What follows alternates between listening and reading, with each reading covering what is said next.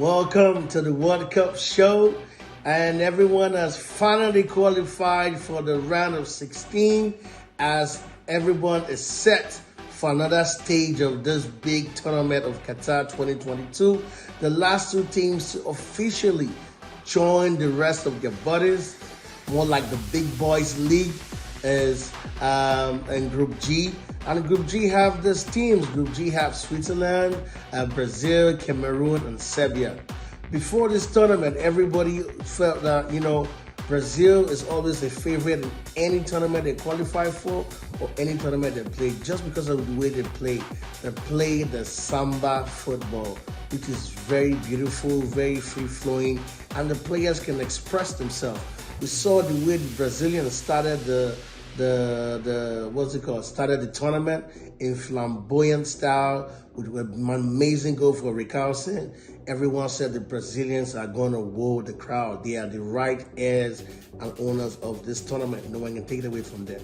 And and they managed to take another win against the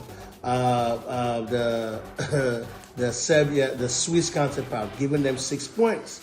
But we noticed something that the Brazil are struggling or struggle without Neymar. The first game, Brazil was outstanding because they had Neymar, their star in the team. But after Neymar got a knock on his leg, you realize the Brazilian team have not been free-flowing like the first game they played, because Neymar hasn't played in these last two games. So are we saying Neymar is the brain or is the key to Brazilian success, if they're going to move on to win it or not? Well, we'll come back to that conversation.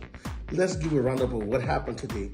Today, Switzerland beat Serbia by 3-2 in a very, very intense game, because in that game, anybody could have qualified, depends on who won the game.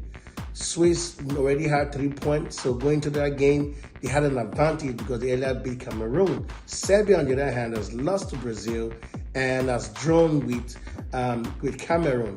But if they could beat Switzerland, they could maybe scale through on goal difference. Why Brazil and Cameroon? Brazil has drawn with Serbia, lost to Switzerland, but automatically had 1 point. So if they could do the impossible, which they eventually did, beat Brazil, and Serbia and Switzerland draw, they might be able to qualify to the next stage. So it's all mathematics, plus, minus, that's how the group came to. We made it very, very interesting. And that's how the whole games of the groups have been from A to the end. It's always going to be mathematical because of how the groups have been, how intense the groups have been. No small teams. Everybody is here to prove a point. Anyways, back to the game. So Swiss was able to edge the Serbians out by 3-2 in a game that was very, very intense and very beautiful. And Cameroon, Brazil, where the impossible happened. Back to where I talked about Neymar in the first place. Cameroon defeated almighty Brazil by 1-0, courtesy of Vincent Abubakar. Vincent Abubakar, prior to this tournament, was the highest goal scorer in the AFCON tournament. And he has already had, He has a pedigree of scoring goals. Look at the goal he scored against Serbia. What a beautiful goal that he scored against Serbia. So scoring goals for him has never been a problem. But today, this Brazilian goal was very special, because even if the Cameroons eventually left the tournament, they left with their heads up high by beating the almighty Brazilians, a team that is tipped to win the World Cup. And Abubakar celebrated his goal with so much style that he even got a red card in the process of celebrating the goal he scored against almighty Brazil. But let's look at this Cameroonian team. They had a lot of challenges all through the while, but they were able to cope through the challenges. First of all, their number one keeper, Onana, had issues with the coach, and for some reasons he was dropped. And Mpassi from the bench, Mpassi plays for some team, Abha in Saudi Arabia. No one has heard of him prior to this tournament. But look at the way he kept a good account of himself against Brazil. Martinelli almost killed him, but he saved all the balls. Good saves that he made to keep Cameroon hope alive, to keep the Cameroonians in the game. And Nuhu, you can't even talk about Nuhu. Nuhu, for me, is one of the best defenders in this tournament. No single attacker could fake him or go past him literally in this whole tournament. And it's funny, but Nuhu plays for Seattle Sounders in the MLS. That's to show you how well or how far the MLS has risen to another level where MLS players are competing toe-to-toe with top European players that play for top European teams. Not just Nuhu. There are a lot of MLS players that played in this tournament that are giving very good account of themselves. That shows that MLS has gone to another level. But Abubakar, I'm so excited for him because today he scored his 35th international goal. What a way to score it.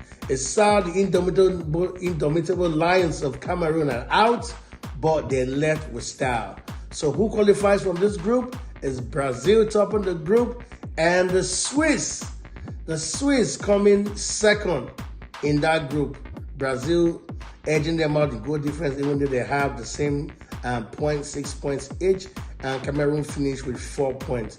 What an amazing story this has been for this whole tournament and this whole phase that we're about to embark on. Because a lot of teams now are packing their bags back home.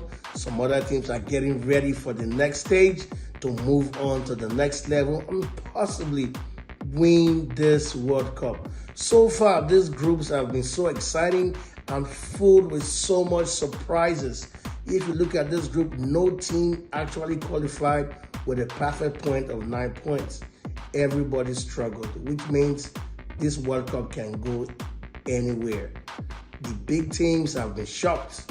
The big teams have lost. Saudi Arabia beating Argentina. Tunisia beating France. Cameroon beating Brazil. Just a few. Who else are you tipping to win the World Cup? Germany's out. Japan beating Spain. This World Cup is full with so much surprises, and I'm not going to be shocked if going forward, there's going to be more upsets and more surprises. But now the die is cast. The round of 16 teams are officially complete, and it's going to be Portugal versus Switzerland and Brazil versus South Korea. And the puzzle is set. Round of 16 officially kicks off tomorrow. I'll be back to tell you more about the round of 16 and teams that we think will move on to the next stage. Thank you for joining me in this amazing journey of running up all the groups. Now we're moving to the round of 16. Thank you for watching. Have a great day and bye for now.